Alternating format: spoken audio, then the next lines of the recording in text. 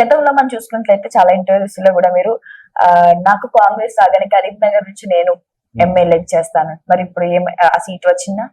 రాలేదండి. అంటే అధిష్టానం మమ్మల్ని చూడలేదు, గుర్తించలేదు, ఇంకా యువకులం టైం ఉంది అనుకున్నట్టున్నది.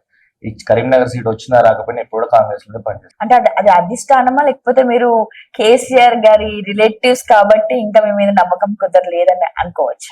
అట్లా అనుకుంటే ఈ రోజు సీఎం గారితో నాకు చాలా సాన్నిహిత్యం ఉన్నది. నా మీద గతంలో 44 కేసులు ఉన్నాయి, 3 సార్లు జైలు పోయినా. నేను హాస్పిటల్ అయిన ప్రతిసారి సీఎం గారు వస్తుండే.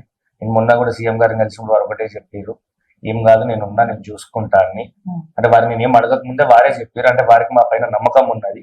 కేసీఆర్ కుటుంబ సభ్యులైనా కూడా కాంగ్రెస్ పార్టీ లైన్ తీసుకొని ఎట్లయితే నిజాయితీ ఓట్లాడామో వాళ్ళకి తెలుసు.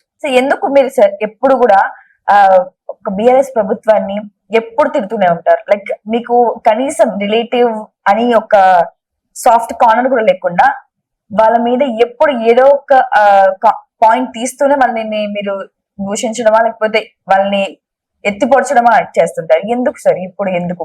అంటే ఒకటి, మనం వారి పైన మాట్లాడింది ఈ రోజు కూడా ఫ్యామిలీ ఇష్యూస్, ఫ్యామిలీ వల్ల కాదు. ఈ రోజు సమాజంలో ఉన్న సమస్యల పట్ల మాట్లాడటం.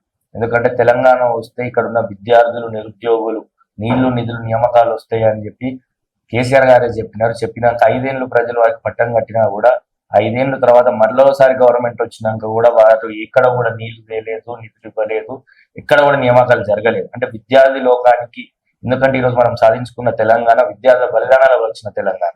సో ఇదే విద్యార్థులకు అన్యాయం జరిగింది కాబట్టి వారిని ప్రశ్నించడం జరిగింది ప్రతిసారి.